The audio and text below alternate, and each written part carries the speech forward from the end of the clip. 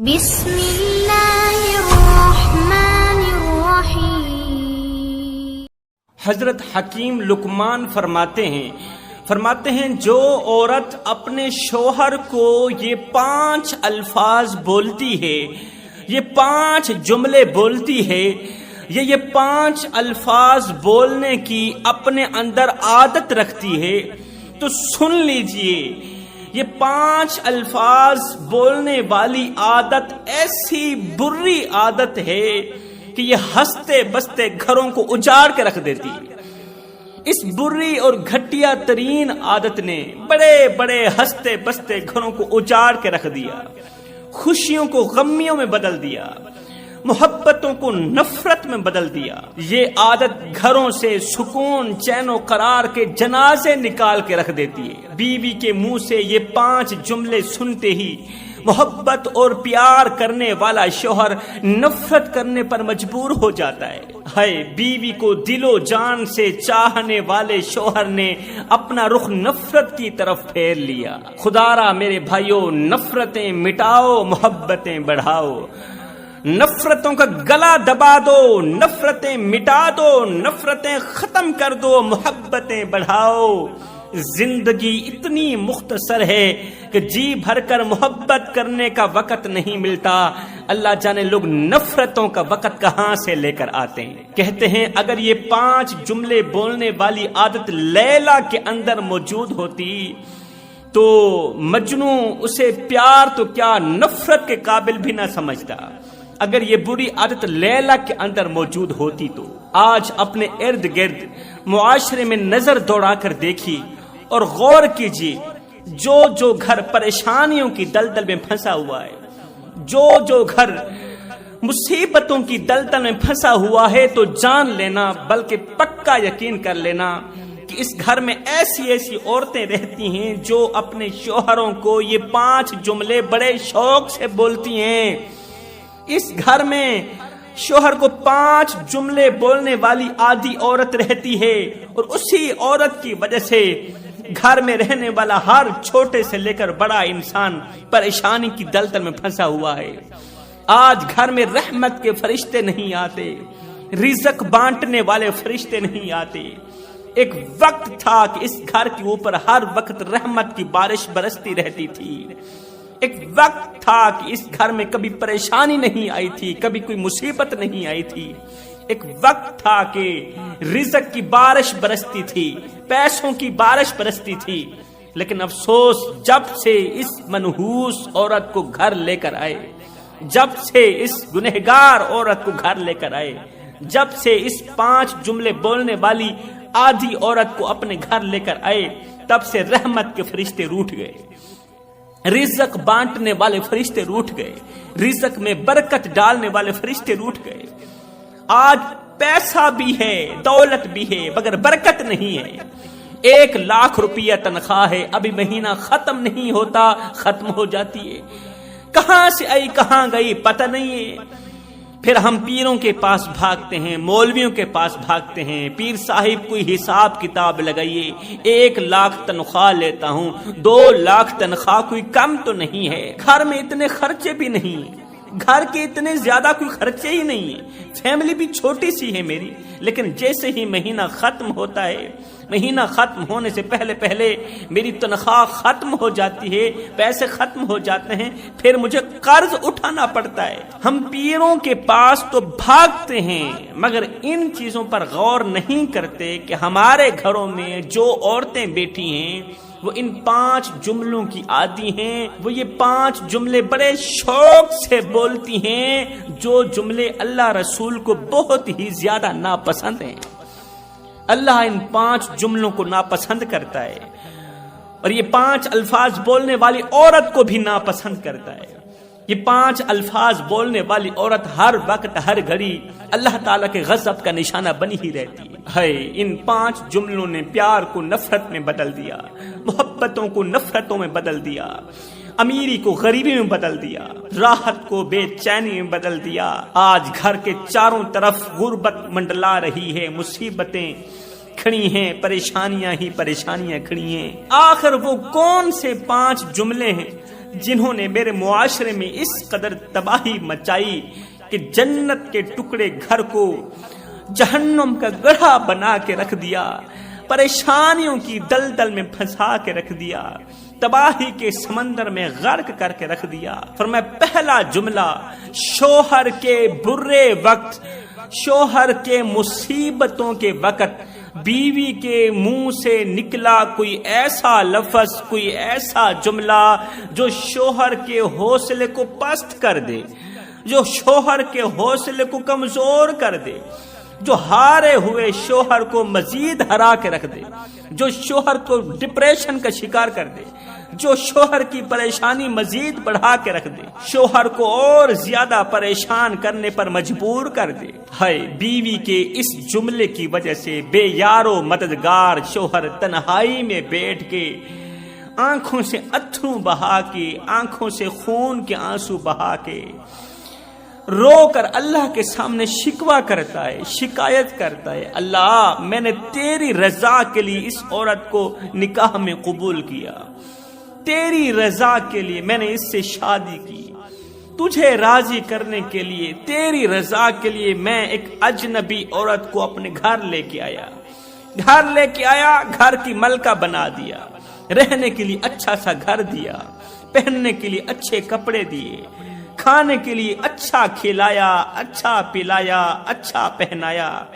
اسی تیری بندی کے لیے دن رات ایک کر کے اوور ٹائم لگا کے اپنی داڑھی مٹی میں گھسیٹ کے کڑکتی دھوپ میں تتی ریت کے اوپر کھڑے ہو کر میں نے محنت مزدوری کی، اس سوچ کی بنیاد پر کہ مجھے کچھ ملے نہ ملے، میری بیوی کو روٹی کا ٹکڑا مل جائے، میری بیوی کی چھوٹی موٹی آرزو پوری ہو جائے، چھوٹی موٹی خواہش پوری ہو جائے۔ میں بیوی کو اچھا کھلانا چاہتا ہوں، اچھا پلانا چاہتا ہوں، اچھا پہنانا چاہتا ہوں۔ آئیو میرے ربا، میں نے تیری بندی کے ساتھ کیا کیا اور تیری بندی نے میرے ساتھ کیا کیا؟ بجائے میرا حوصلہ دینے کے، جب میں امیر تھا، صحت مند تھا، اس کے اوپر ہزاروں نعمتوں کی بارش برساتا رہا، آج جب میں برے وقت میں مبتلا ہوا تو بجائے مجھے حوصلہ دینے کے، بجائے میرے کندھے کے ساتھ کندھا ملانے کے، الٹا میرے زخموں پر نمک چھڑک کے چلی گئی، مجھے دکھ دینے والا جملہ بول کے چلی گئی، میری تکلیف کو بڑھا دینے والا جملہ بول کے چلی گئی۔ اللہ میں نے تیری بندی کے ساتھ کیا کیا؟ میں نے تیری بندی کے اوپر کتنے احسان کیے اور تیری بندی نے میرے ساتھ کیا کیا؟ اللہ میں اپنے معاملات تیری عدالت میں پیش کرتا ہوں، اپنے مقدمات تیری عدالت میں پیش کرتا ہوں، میں کچھ نہیں کروں گا اور نہ ہی تو کچھ کرنے کی میرے اندر ہمت رہی ہے۔ اللہ میں اپنے معاملات تیری عدالت میں پیش کرتا ہوں، تو جان، تیری بندی جانے، ہائے میں نے تیری بندی کے ساتھ کیا کیا، تیری بندی نے میرے ساتھ کیا کیا۔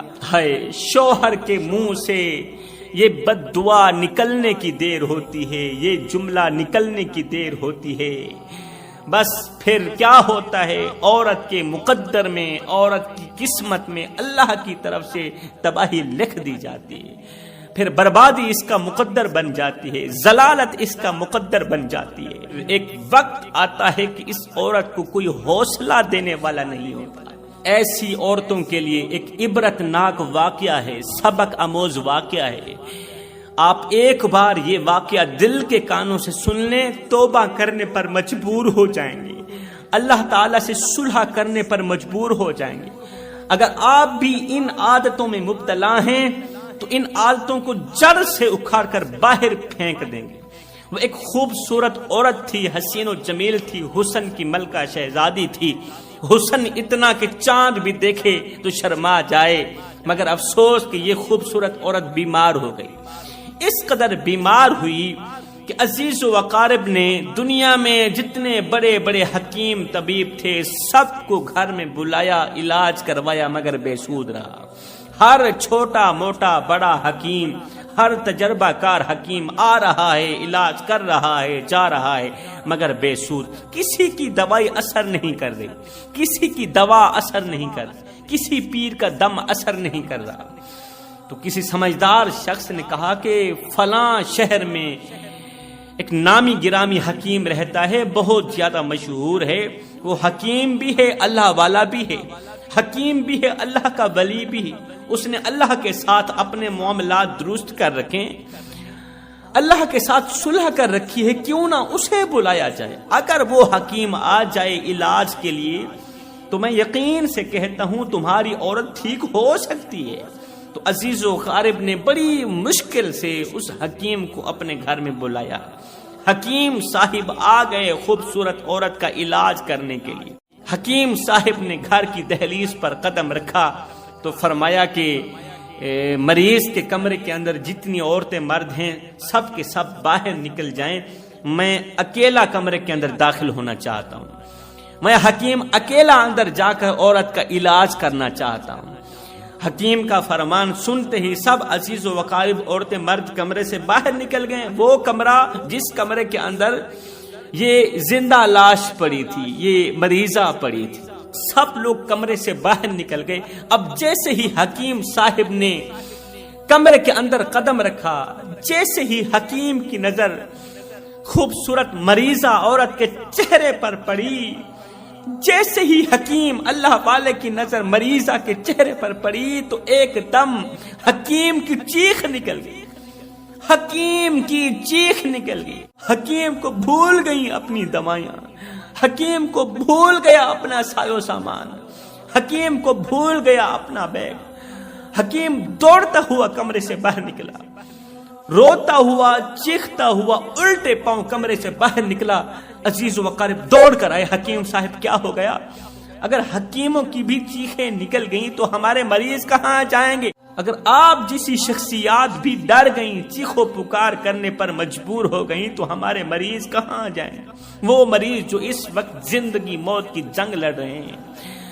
حکیم صاحب نے کہا میرے بھائیو، میں ڈر کر بھاگ رہا ہوں، چیخو پکار کر رہا ہوں، میں نے اپنی ان آنکھوں سے کچھ دیکھا ہے. لوگوں نے کہا حضرت کیا دیکھا ہے؟ حکیم صاحب نے فرمایا اندر جا کر دیکھو تو صحیح. اے مریضہ کے منہ سے اس کا فضلہ نکل رہا ہے. جو فضلہ ہے نا اس نے اپنی جگہ چینج کر لی، اس کی گندگی اس کے منہ سے نکل رہی ہے، اس کا فضلہ اس کے منہ سے نکل رہا ہے. میرے بھائیو، یہ عورت کسی مرض میں مبتلا نہیں ہے، یہ عورت تو اللہ کے عذاب میں مبتلا ہے. یہ عورت کسی مرض میں مبتلا نہیں، اسے کوئی مرض نہیں ہے، یہ تو اللہ کے عذاب میں مبتلا ہے. مرض کتنا بھی خطرناک کیوں نہ ہو مگر مریض کے منہ سے فضلہ نہیں نکل سکتا، گندگی نہیں نکل سکتی. اگر ایسا ہو رہا ہے تو سمجھو وہ کسی نہ کسی گرفت میں، وہ اللہ کے عذاب میں مبتلا ہے. عزیز و اقارب نے کہا حکیم تو کیا کہہ رہا ہے؟ تیرے پاس کیا ثبوت ہے کہ ہماری مریضہ اللہ کے عذاب میں مبتلا ہے؟ حکیم نے کہا یہ پھر مرنے کے بعد دیکھ لینا، مرنے کے بعد اپنی آنکھوں سے دیکھ لینا. یہ کہتے ہوئے حکیم صاحب گھر سے باہر نکلے ہی تھے کہ پیچھے مریضہ کی روح پرواز کر گئی. مریضہ مر گئی. مر جانے کے بعد کہتے ہیں کہ خون جام ہو جاتا ہے، باڈی کا خون رک جاتا ہے، مرے ہوئے شخص کے جسم کا خون رک جاتا ہے مگر اس کا فضلہ نکلتا ہی رہا، منہ سے گندگی نکلتی رہی. اور یہ گندگی اتنی بدبودار تھی، اتنی بدبودار تھی، لکھنے والے لکھتے ہیں کہ جب اس عورت کا جنازہ اٹھایا گیا تو کندھا دینے والے ہر ایک چھوٹے سے لے کر بڑے شخص کے منہ پر کپڑا تھا، ہر ایک شخص کی ناک پر کپڑا تھا. کوئی بھی اس کی بدبو برداشت نہیں کر رہا تھا. جنازے میں جتنے لوگ جا رہے تھے ہر کسی کی ناک پر کپڑا تھا. اور جب اس کی تدفین کرنے لگے تو لوگوں نے اپنی آنکھوں سے دیکھا اور ان کی چیخیں نکل گئی، استغفر اللہ، استغفار کی تسبیح پڑھنے لگے. ان لوگوں نے کیا دیکھا کہ قبر کے اندر ایک اژدہا منہ کھولے بیٹھا ہے، اژدہا منہ کھولے بیٹھا ہے. عزیز و اقارب نے کہا یہ قبر بند کرو، ہم دوسری جگہ قبر کھودیں گے. دوسری جگہ اس عورت کی قبر کھودی گئی، دوسری جگہ گنہگار عورت کی قبر کھودی گئی، دوسری جگہ بھی وہی اژدہا تھا جس نے منہ کھولا ہوا تھا. حکیم نے کہا یہ تو دوسری قبر ہے، 100 قبر کھود لو، جس جگہ پر بھی اسے دفنانے لگو گے اسی طرح کا اژدہا منہ کھولے بیٹھا ہوگا، کیونکہ یہ اژدہا اپنی مرضی سے نہیں آیا، یہ تو اللہ کی مرضی سے آیا ہے. خیر اس عورت کی تدفین کر دی گئی، اسے سپرد خاک کر دیا گیا۔ پھر حکیم صاحب نے اس کے شوہر سے پوچھا، مرنے والی عورت کے شوہر سے پوچھا، اے شخص سچی بتانا، حقیقت بتانا کہ تیری بیوی دنیا میں کون سے ایسے گناہ کرتی تھی کہ ان گناہوں کی وجہ سے اللہ تعالیٰ نے اسے دنیا میں ہی دردناک عذاب میں مبتلا کر دیا ہے، ایک عبرتناک عذاب میں مبتلا کر دیا ہے۔ اس کے شوہر نے کہا کہ میری بیوی بہت ہی اچھی تھی، مگر اس کے اندر ایک خامی ایسی تھی، ایک گناہ ایسا کرتی تھی، مجھے پکا یقین ہے اسی ایک گناہ نے اسے عبرت کا نشانہ بنا دیا۔ حکیم نے کہا جلدی بتا کون سا گناہ کرتی تھی جو بڑے شوق سے کرتی تھی؟ اس نے کہا کہ میں بیوی کے اوپر ہزاروں نعمتوں کی بارشیں برساتا تھا، میں اس کی ہر ایک خواہش پوری کرتا تھا، ہر ایک تمنا پوری کرتا تھا، وہ منہ سے نکالتی تھی میں فوراً پوری کر دیتا تھا، لیکن میری بیوی جب 4 عورتوں کے سامنے جاتی تھی تو میرا گلہ کرتی تھی، میری غیبت کیا کرتی تھی، میرے بارے چغلی کیا کرتی تھی۔ میرے نبی کا فرمان ہے، رسول کریم صلی اللہ علیہ وسلم کا فرمان علی شان ہے، جس نے اپنے بھائی کی چغلی کی، غیبت کی، وہ ایسے سمجھے کہ اس نے مردہ بھائی کا گوشت کھایا ہے۔ اب جو بھائی کی چغلی کرے وہ ایسے سمجھے کہ اس نے مردہ بھائی کا گوشت کھایا ہے، اور جو اپنے مجازی خدا کی غیبت کرے، جو عورت اپنے شوہر کا گلہ کرے، جو عورت اپنے شوہر کی چغلی کرے، اس کے بارے میں کیا کہو گی؟ بتاؤ، وہ حرام گوشت نہیں کھاتی ہوگی، وہ مرے ہوئے شوہر کا گوشت نہیں کھاتی ہوگی، وہ مردہ گوشت نہیں کھاتی ہوگی۔ اب جو عورت ہر وقت مردہ گوشت کھاتی ہی رہے، شوہر کا مردہ گوشت کھاتی کھاتی، شوہر کی غیبت چغلی کرتی کرتی مر جائے، اس عورت کے ساتھ ایسا نہ ہو تو کیسا ہو؟ اس عورت کا اس طرح کا انجام نہ ہو تو کس طرح کا ہو؟ جیسی کرنی ویسی برنی، سب کچھ کرنا، شوہر کی غیبت نہ کرنا، شوہر کی چغلی نہ کرنا۔ اگر کرو گی تو یاد رکھنا تیری دنیا بھی برباد ہو جائے گی، تیری آخرت بھی برباد ہو جائے گی۔ پھر اللہ تعالیٰ تجھے اس طرح رسوا کرے گا، اس طرح ذلیل کرے گا کہ تو دنیا میں کسی کو منہ دکھانے کے قابل نہیں رہے گی۔ تیسرا گناہ، بیوی کا کوئی ایسا جملہ جو اپنے شوہر کے گزرے ہوئے گناہ پر شرمندگی دلاتا ہو۔ مطلب شوہر نے کوئی ایسا گناہ کیا تھا، کوئی ایسی خطا کی تھی، غلطی کی تھی، بیوی کے سامنے خطا ہوئی تھی، پھر شوہر نے بیوی کے سامنے اللہ سے توبہ کی، اللہ تعالیٰ نے اس کی توبہ کو قبولیت کا شرف عطا کیا، اللہ تعالیٰ نے شوہر کی توبہ قبول فرما لی۔ اب اللہ نے تو معاف کر دیا مگر بیوی معاف نہیں کر رہی۔ اللہ نے اس کی توبہ قبول کر لی ہے، اللہ نے معاف کر دیا ہے، اللہ کی ذات سے کبھی کوئی تانا نہیں ملے گا، اللہ کی ذات سے کبھی کوئی شرمندگی کا سامنا نہیں کرنا پڑے گا، مگر ایک بیوی ہے جو ابھی بھی وہی گناہ یاد کروا کے شوہر کو شرمندہ کرتی چلی جا رہی ہے۔ جب جب بیوی وہ گناہ شوہر کو یاد دلاتی ہے اور شرمندہ کرتی ہے، اس وقت شوہر کا دل ٹوٹ جاتا ہے، شوہر کا کلیجہ منہ کو آ جاتا ہے، شوہر اللہ سے شکوہ کرنے پر مجبور ہو جاتا ہے، اللہ تو نے تو مجھے معاف کر دیا مگر تیری بندی مجھے کیوں نہیں معاف کر رہی۔ نمبر 3، بیوی کا ایک ایسا جملہ جو شوہر کو معاشرے میں منہ دکھانے کے قابل نہ رکھے، بیوی کا ایک ایسا جملہ جس کی وجہ سے شوہر کسی کو منہ دکھانے کے قابل نہ رہے، کوئی ایسا جملہ جو شوہر کی عزت نفس پر وار کرتا ہو۔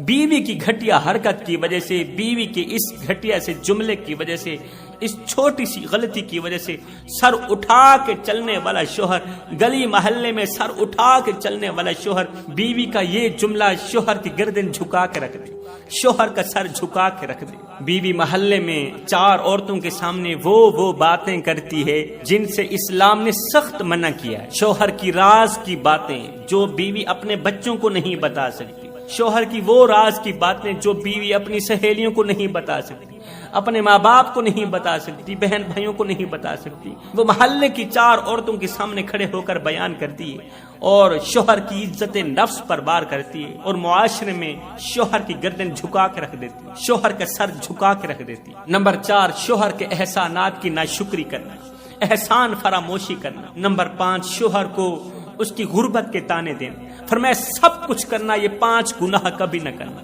شوہر کے سامنے یہ 5 جملے کبھی بھی نہ بولنا. اگر بولو گی تو یاد رکھنا تیرے گھر سے برکت اٹھ جائے گی, تیرے گھر میں رحمت کے فرشتے نہیں آئیں گے. یہ 5 جملے تیرے گھر کی امیری کو غریبی میں بدل دیں گے, تیرے گھر کے سکون کو, تیرے گھر کی راحت کو, چین و قرار کو بے سکونی میں بدل کے رکھ دیں گے. ان 5 گناہوں سے پکی توبہ کر لینا.